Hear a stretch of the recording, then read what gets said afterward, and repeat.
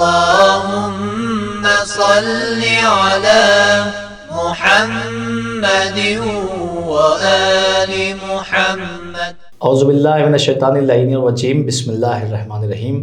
اللہم صلی علی محمد وآل محمد وعجل فرجہم. ناظرین کرام السلام علیکم ورحمۃ اللہ وبرکاتہ.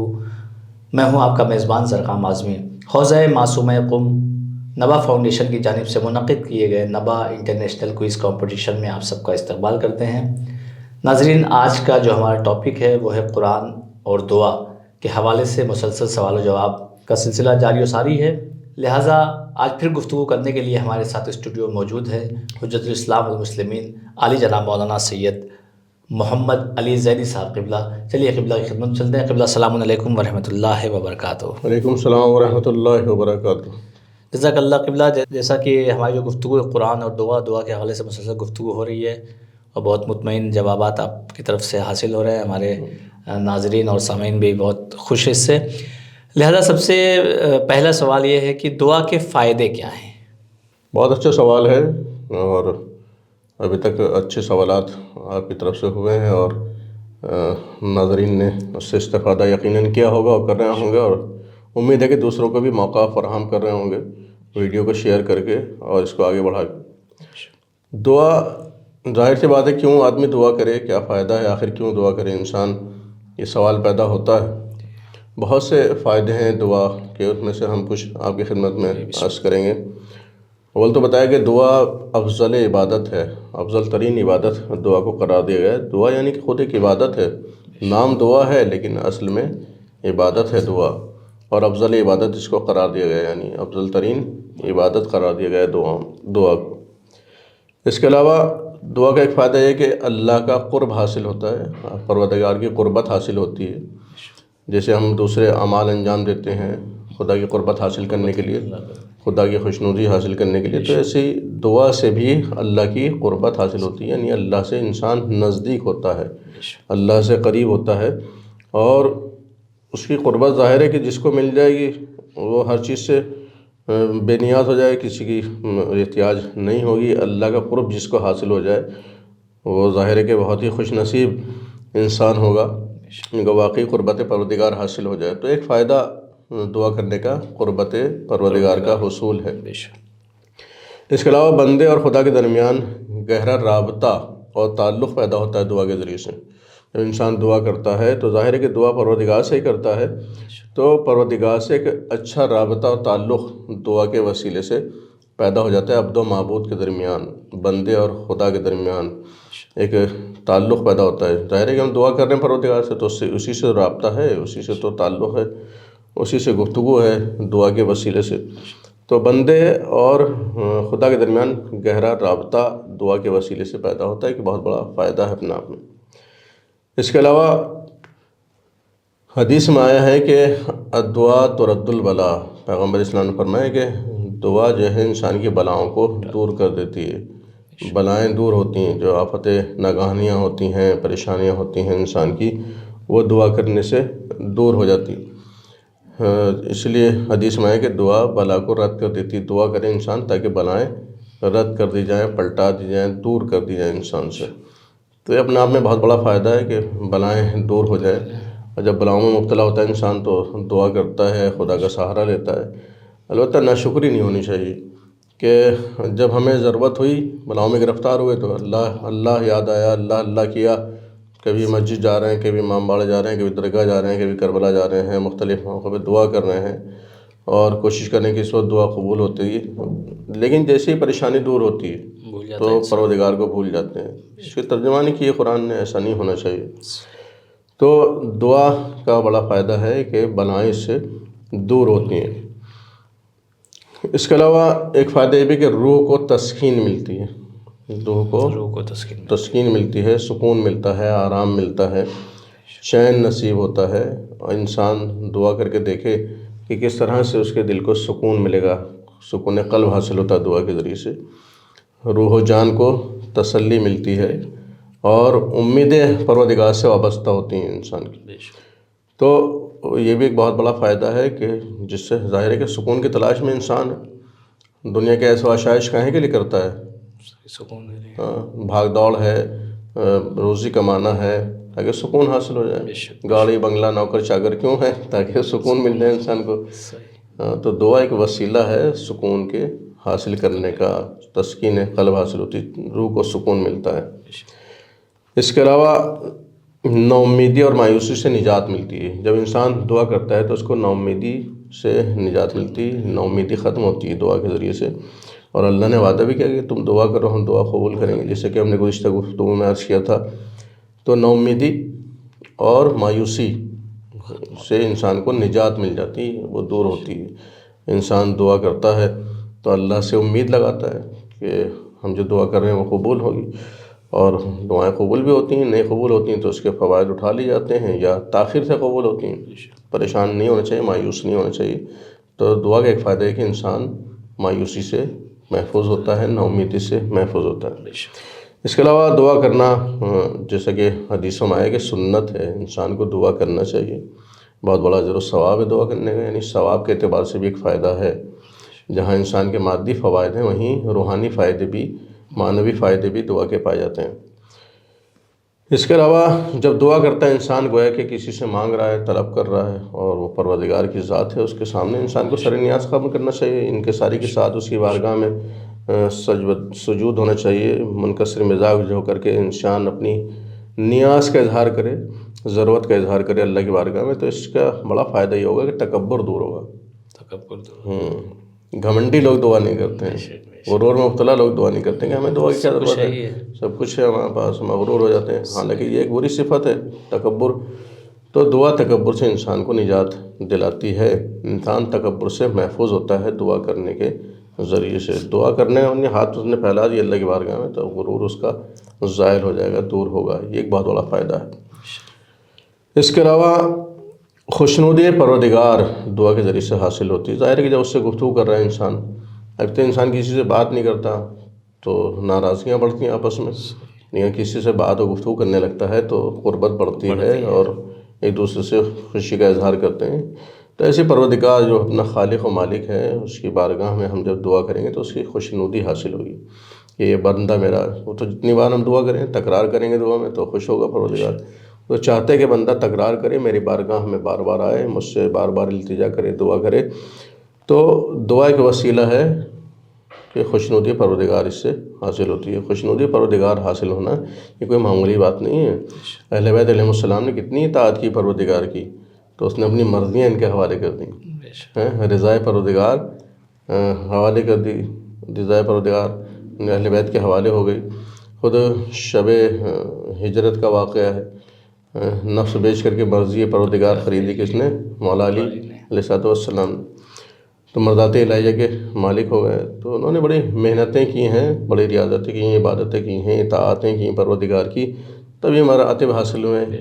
تو غیر محنت کے تو حاصل نہیں ہوتی. انسان دعا کرے تو اس کو خوشنودی پروردگار انشاءاللہ حاصل ہوگی، بشرطے کہ خلوص پایا جائے دعا میں. تکرار، وہ خالی رسماً دعا نہ ہو بلکہ خلوص کے ساتھ دعا ہونی چاہیے. دعا کرنے کا ایک فائدہ یہ بھی ہے کہ انسان کے گناہ معاف ہوتے ہیں. جیسے کہتے ہیں ربنا اغفر لی ولوالدی، میری پروردگار میں نے گناہ بخش دے، میرے والدین کے گناہ بخش دے. دعا کرے گا انسان گناہ معاف ہو جائیں گے. اللہ کی بارگاہ میں ہوگا، اللہ سے نزدیک ہوگا، اس کی درگاہ میں دعا کر رہا ہوگا. تو ایک عاصی انسان زیادہ تر دعاؤں سے بھاگتا ہے، گناہ گار انسان دعاؤں سے بھاگتا ہے، اور اس کو گناہ معاف کرانے ہوتے ہیں تو اللہ کی بارگاہ میں دل سے توبہ کرتا ہے، گڑ گڑاتا ہے اور اپنے گناہوں پہ نادم ہوتا ہے. تو پروردگار بڑے سے بڑے گناہ معاف کر دیتا ہے. تو گناہوں کے معاف ہونے کا بھی ایک وسیلہ اور ذریعہ ہے دعا. ایک بڑا فائدہ یہ بھی ہے انسان کا. اس کے علاوہ دعا کرنے سے رزق میں برکت ہوتی ہے.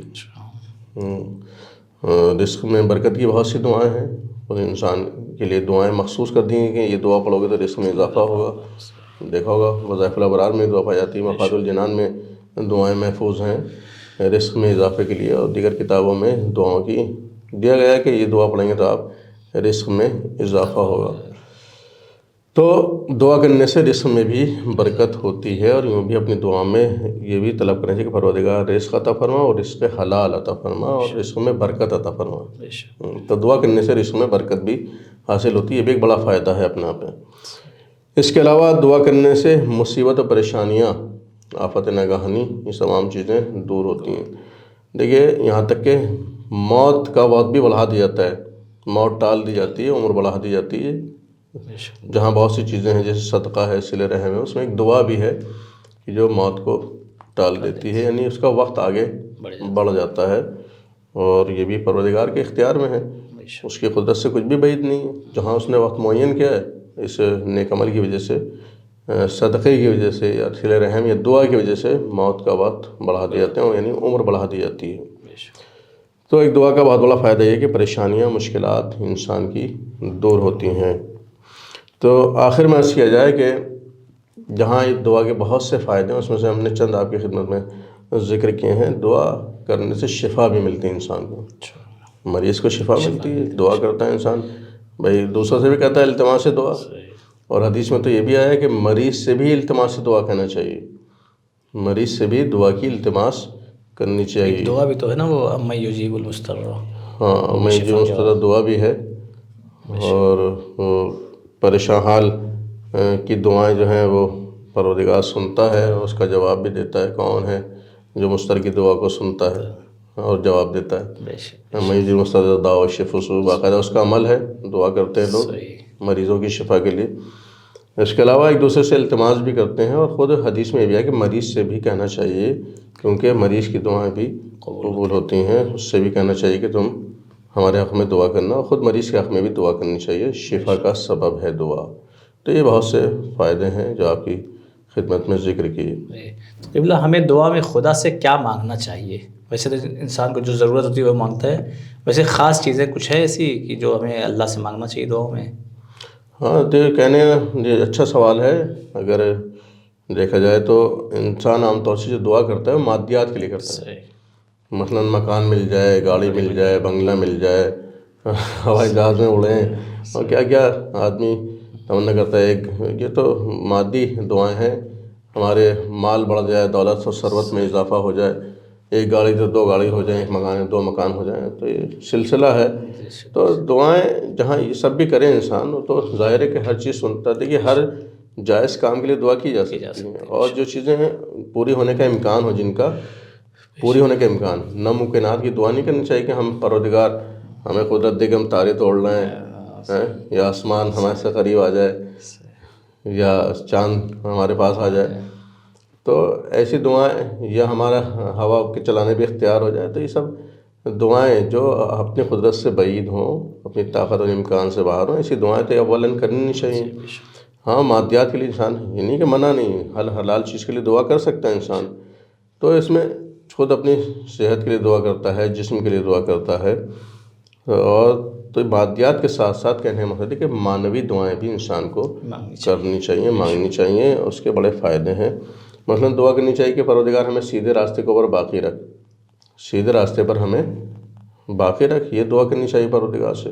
جیسے کہ ہم سورہ حمد میں بھی برابر پڑھتے ہیں، اور نماز میں بھی ہم سے تکرار کرائی جا رہی ہے سورہ حمد کی، ہر رکعت میں سورہ حمد کی تاکید ہے، اور تیسری اور چوتھی میں اختیار ہوتا ہے کہ سورہ حمد پڑھیں یا تسبیحات اربع پڑھیں۔ لیکن جب ہم سورہ حمد پڑھتے ہیں تو کیا کہتے ہیں اس میں؟ ایاک نعبد و ایاک نستعین، پروردگار ہم تیری عبادت کرتے ہیں، تجھی سے مدد چاہتے ہیں۔ یہ بھی دعا ہے اپنے آپ میں، تیری عبادت کرتے ہیں، یعنی نماز میں بھی دعا کا حکم ہے۔ دیکھیے آپ، دعا رکھی گئی نماز میں بھی سورہ حمد کی صورت میں۔